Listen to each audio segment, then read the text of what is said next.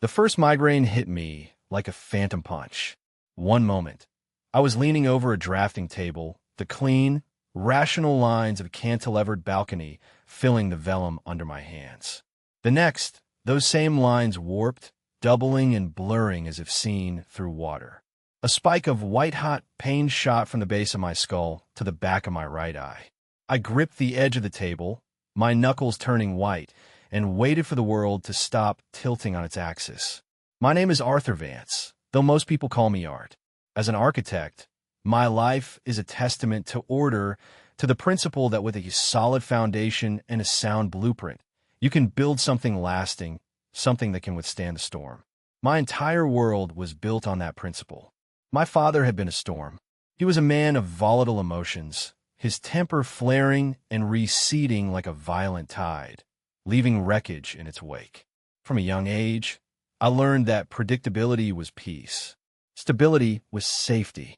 I built my personality like I build my houses, calm, methodical, and structurally sound. I expressed my love for my wife, Eleanor, not in grand, poetic gestures, but in the unwavering reliability of my presence, the security of the home I provided, the quiet consistency of my affection. The house we lived in was a physical manifestation of that love. A sprawling mid-century modern structure my own grandfather had designed, a place of clean lines and warm redwood, a fortress of tranquility I had inherited and vowed to maintain. But for the last 6 months, cracks had been appearing in the foundation. They started as hairline fractures, easy to ignore. Eleanor, who had quit her gallery job to pursue her true calling as a painter, had become different. The garage, once a space for my vintage car and woodworking tools, was now her hermetically sealed studio, a place I was not welcome. "The process is too fragile right now, Art," she'd say, a flick of paint on her cheek. "You'll break the energy." The financial strain was a low hum of anxiety in the back of my mind, but it was her behavior that truly unsettled me. She became overly solicitous, her concern feeling rehearsed.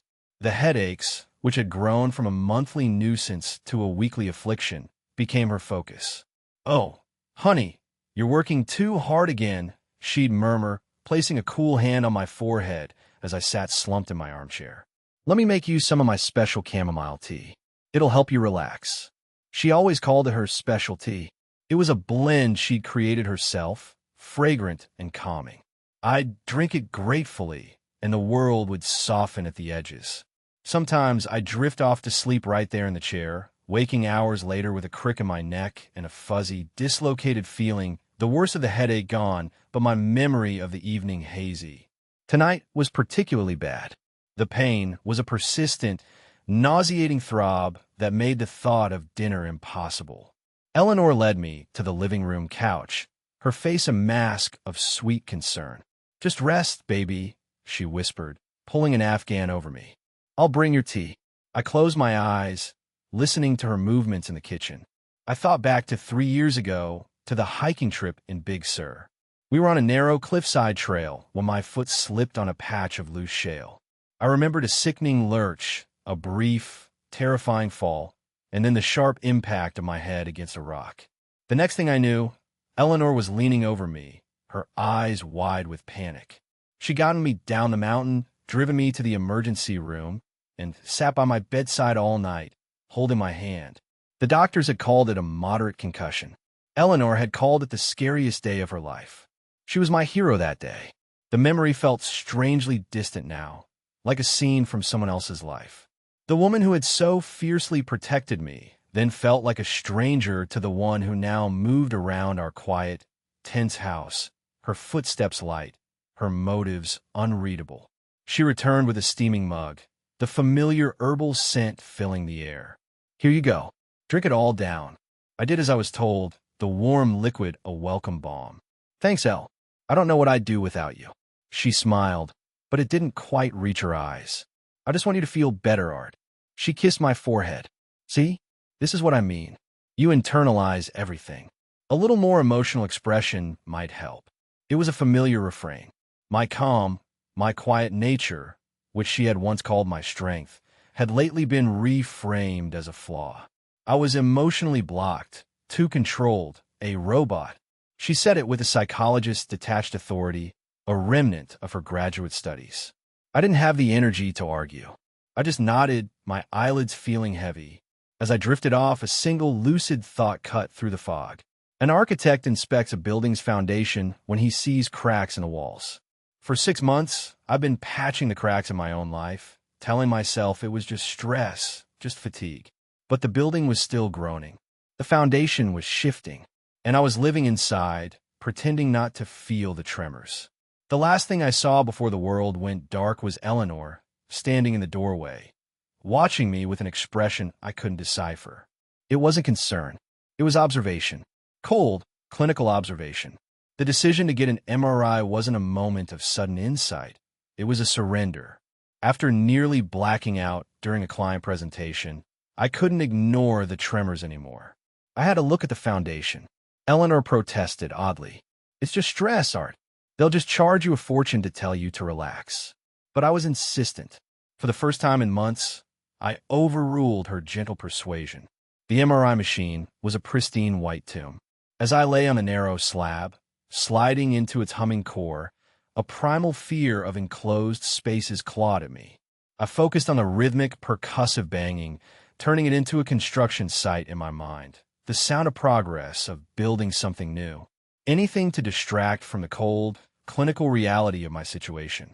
After what felt like an eternity, a technician slid me out. He wouldn't meet my eye. Dr. Chun will want to see you in his office.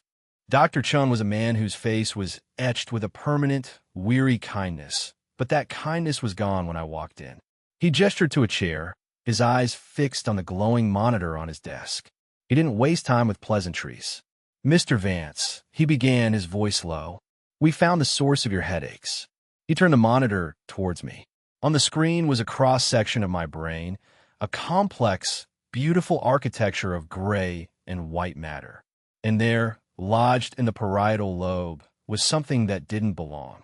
A small, dark, perfectly symmetrical object. It was alien, man-made. What is that? I whispered, my own voice sounding foreign. It appears to be a foreign object, Dr. Chun said, choosing his words with care.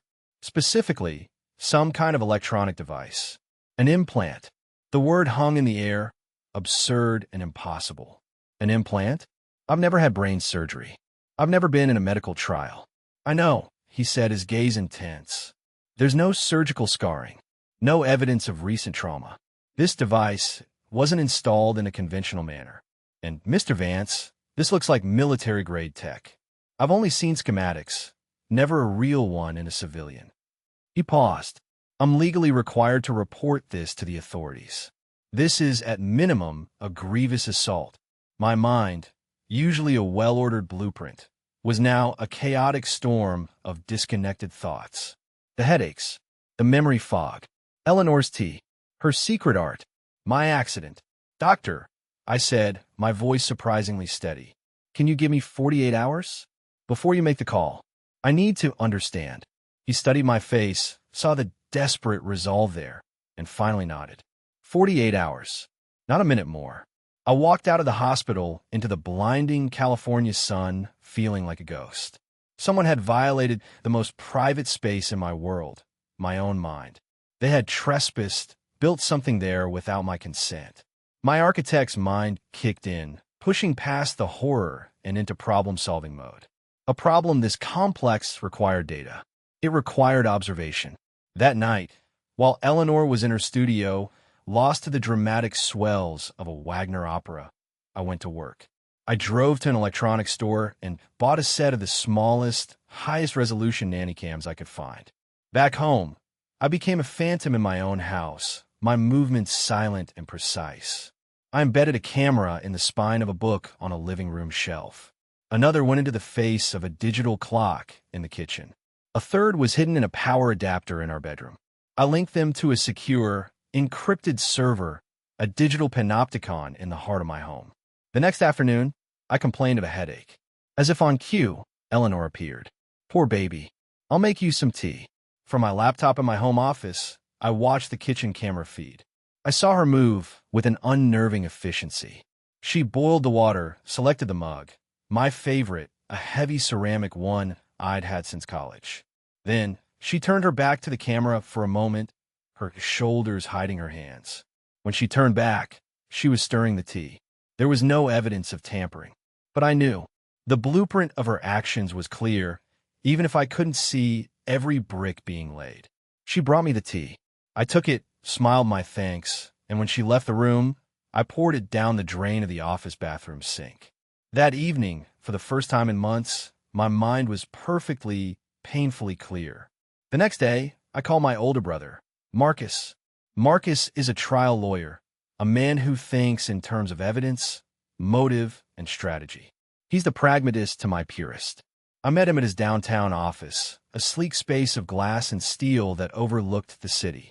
I didn't waste time. I placed the MRI scan on his polished mahogany desk. He stared at it, his sharp legal mind processing the image. "What the hell am I looking at, Art?" "A problem," I said, and I told him everything. The headaches, the memory loss, the cameras, the tea. I played the short, damning video of Eleanor preparing the mug.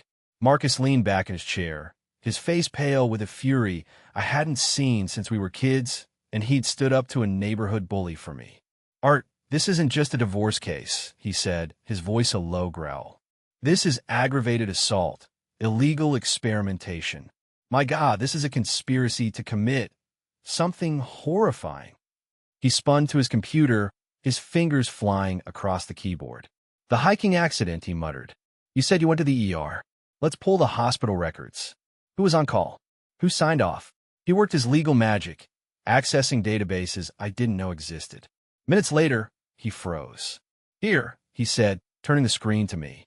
"Attending physician, a Dr. Ramirez. But look at this. Neurological consult ordered. And who performed it?" On the screen was a name, Dr. Alastair Finch. The name meant nothing to me, but Marcus was already typing it into a different search field. His face darkened further. Alastair Finch, former star neuroscientist at Stanford, fired 3.5 years ago for ethical violations. Unsanctioned human trials. The university buried it, but the whispers are all over the legal and medical forums. He looked at me, his eyes filled with a terrible understanding. "Art, the timing. He was fired just before your accident."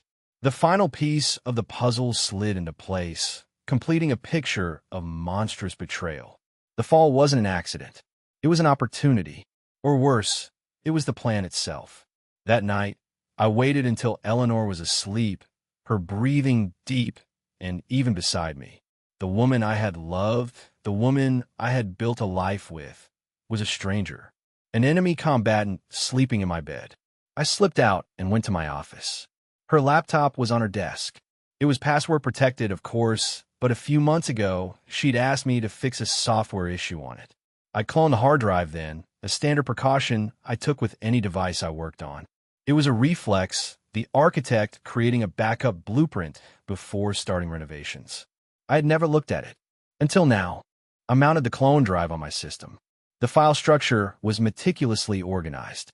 And there it was, a folder labeled Project Chimera. Inside were dozens of subfolders, data logs, video files, and one document that made my blood run cold. Subject: Advanced Behavioral Logs. I opened it. It was a detailed, date-stamped chronicle of my life, written in cold clinical language. October 12th. Subject exhibits reduced emotional response following evening dose. Suggest increasing dosage to test for complete dampening. November 5th. Subject expressed confusion about a missing block of time yesterday. Cover story: overworked, fell asleep, successfully deployed by E. Subject appeared to accept explanation. January 20th. Subject shows increased compliance. Less argumentative. More passive. The programming is holding. Ready to consider preparations for Phase 3. Permanent neural restructuring. It went on for pages for years. My life, my personality, my very mind, reduced to a series of data points in a twisted experiment. I clicked on a video file. It was footage from a camera I'd never seen, hidden in the smoke detector above our living room sofa.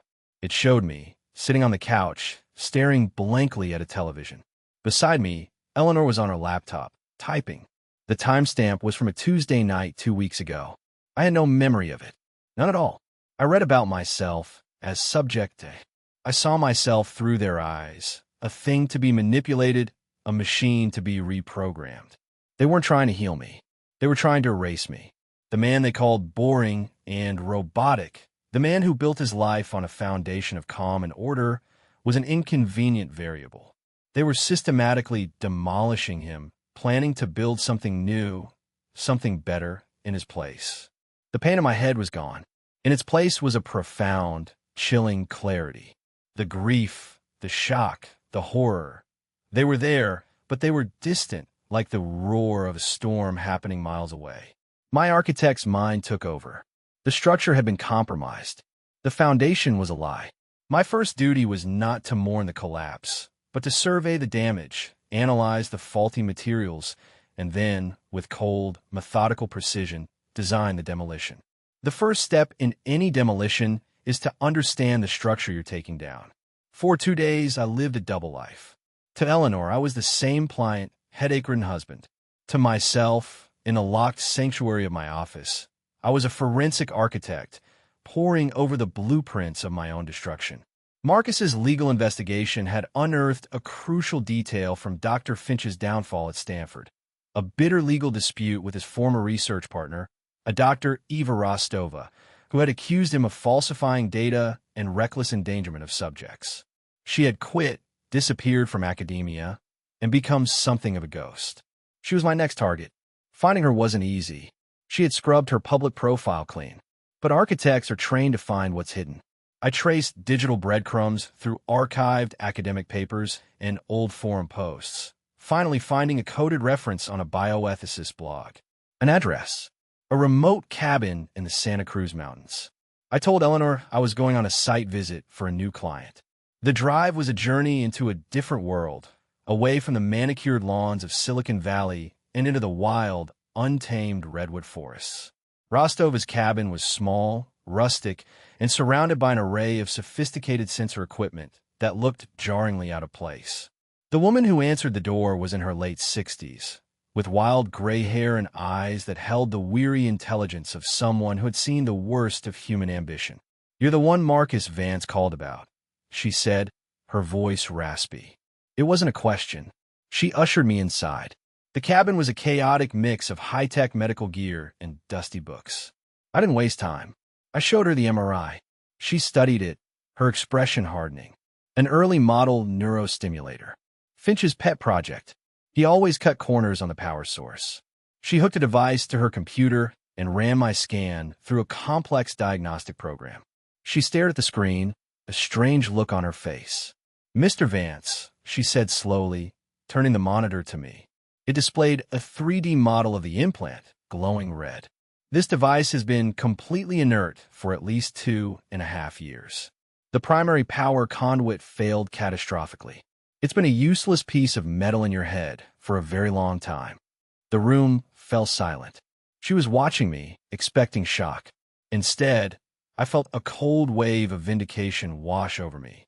"He was blinded by his ego," she continued, thinking aloud. "He likely saw the initial erratic data from the first 6 months as a success and refused to believe the hardware failed. He's been chasing a ghost, interpreting your normal behavior through the lens of his expected results." "Which means I haven't been controlled," I said, the pieces clicking into place. My fogginess, my headaches, they were likely the after effects of the initial trauma and the drugs Eleanor was feeding me, not the chip itself. My compliance, my quiet nature, that was just me. The real me. The person they thought they were erasing had been there all along, watching, listening. I looked at Dr. Rostova. They think they're in the final stages of preparing to permanently reprogram me. Understanding dawned in her eyes. "And you've been letting them." "I'm a methodical man, doctor," I said, a smile touching my lips for the first time in what felt like years. It was not a warm smile. I needed a solid foundation before I started the demolition. The drive back was different. I was no longer a victim surveying damage. I was the architect of a counteroffensive. My plan had 3 phases, designed to dismantle their lives with the same clinical precision they had planned for mine. Phase 1, financial ruin. I spent the night meticulously and legally transferring every liquid asset from our joint accounts into a series of anonymous, untraceable cryptocurrency wallets. The house was in my name, inherited from my grandfather, but our life savings, the money Eleanor was counting on for her new start with Finch, vanished into the digital ether. Phase 2. Professional annihilation. I compiled the most damning evidence from Eleanor's laptop. The logs, the videos, Finch's notes detailing his contempt for ethical protocols into a single, explosive package. I sent it anonymously to the National Institutes of Health Ethics Board and a select few investigative journalists who specialized in medical fraud. The fuse was lit. Phase 3. Public humiliation. This was the centerpiece, the controlled implosion that would bring the whole rotten structure down. Marcus discovered that Dr. Alastair Finch was scheduled to be the keynote speaker at the annual International Neuroscience Symposium in San Francisco. The topic, in a stroke of cosmic irony, was ethical frontiers in neuromodification. He was also set to receive a Lifetime Achievement Award for his contributions to the field. It was perfect. Under the guise of a tech journalist from a small but respected outlet, I requested an interview. His ego, vast and fragile, couldn't resist. For my documentary, I requested and was granted technical access to the conference's AV system. The day of the conference, I arrived early. While setting up my cameras, I did a technical survey. Just as I suspected, the hotel's AV network for the Grand Ballroom was run through an outdated, poorly secured internal server. For a man who designs secure smart homes for a living, bypassing it was trivial. I swapped his keynote presentation file with my own. A 15-minute documentary I had titled, simply Project Chimera. I sat in the middle of the auditorium as the conference began. 500 of the world's top neuroscientists were in attendance. Eleanor was there, sitting in the front row, looking proud and proprietary. Finch took the stage to thunderous applause. He was charismatic, brilliant, a silver-tongued devil talking about healing trauma and curing depression. 10 minutes into his speech, as he was pontificating about the sacred importance of informed consent, I pressed enter on my laptop. The massive screens behind him flickered. His slide on ethical frameworks was replaced by grainy, hidden camera footage from the warehouse. His own voice, clear and arrogant, filled the auditorium. The subject's awareness is an inconvenience. True progress requires a testbed free from the variable of consent. A confused murmur rippled through the crowd. The screen cut to another scene, Eleanor and Finch looking at my brain scans. He won't even know who he was. Eleanor's voice said, cool and clear. We'll have a blank slate. A perfect, compliant personality. The murmuring turned into gasps of horror. Finch, his face ashen, fumbled with his remote, but the system was locked. My documentary continued, laying out the conspiracy with cold, undeniable evidence. The drug tea, the falsified logs, the plans for my neural restructuring. The final image on the screen was my MRI scan, the alien object glowing in the center of my brain. Silence. A profound, tomb-like silence fell over the auditorium. Finch stood alone on the stage, a fraud exposed in the most brutal way imaginable. Eleanor had shrunk in her seat, her face a mask of disbelief and terror. Then the chaos erupted. People were standing, shouting. Conference security, looking bewildered, moved towards the stage and escorted a catatonic Dr. Finch away. My work here was done. I slipped out a side door before anyone could identify the journalist. That night, I returned to the house my grandfather built. It was time for the final phase of the demolition. I sent Eleanor a simple text. We need to talk. Come home. She arrived an hour later, looking like a cornered animal. Art, what did you do? She breathed, her eyes wide with fear. I showed them your art project, Eleanor, I said, my voice devoid of emotion. I gestured to the living room, where a laptop sat on the coffee table. On the screen was a timeline of the last 3 years. I want to walk you through the blueprint. I took her through it all. The staged accident, the surgery, the drugging, the notes, the videos. With each click, her composure crumbled. Why? She finally whispered, sinking onto the couch. Why would you do this? You tell me. I said. And then, the rage she had been suppressing for years finally broke free. Because you were boring, she shrieked, her face twisting. You were an emotional robot. You were stable and reliable and completely, utterly empty inside. I was trying to make you better. I was trying to fix you. You weren't fixing me, Eleanor, I said, my voice dangerously quiet as I placed a small, pen-shaped audio recorder on the table between us. It had been recording since you walked in. You were demolishing me, but you miscalculated. The foundation was stronger than you thought. I stood up. You have two choices. You can call the FBI right now, confess everything, and testify against Finch. Or this recording, along with everything else, goes to the district attorney tomorrow morning, and you go down as the mastermind. You have 1 hour to decide. I walked into the kitchen and poured myself a glass of water, my hand perfectly steady. 20 minutes later, I heard her broken sobs and the sound of her dialing a number on her phone. The demolition was complete. The aftermath was a swift and brutal campaign, executed not by me, but by the systems of justice I had set in motion. Dr. Finch, stripped of his reputation and facing a mountain of federal charges, was denied bail.